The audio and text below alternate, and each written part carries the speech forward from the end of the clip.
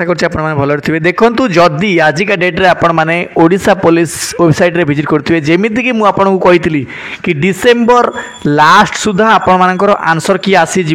देखु से रिगार्डिंग गोटे नोटिस आसी सारी uploading for provisional answer key objection to answer key देखिपे कौन देखो pursuant to advertisement 22/9/2024 the computer based examination होता के 7 ରୁ 18 तारीख पर्यंत आपणकर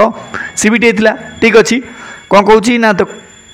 देन देखो एसएसबी 27/12/2024 10टा सुधा आपणकर आंसर की रिलीज करदेव ठीक अच्छी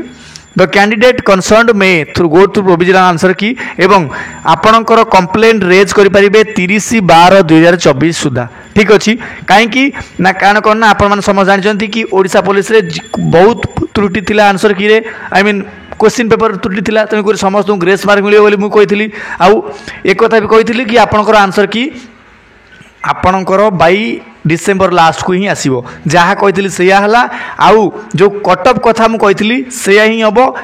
बास आपण धैर्य सहित अपेक्षा करेंगे एवं समस्त धैर्य शेष हो जाइए बास अपेक्षा करूँ के ना 27 ठीक अच्छे 27/12/24 को अपेक्षा करूँ आपणकर आंसर की आसीज ठीक अच्छे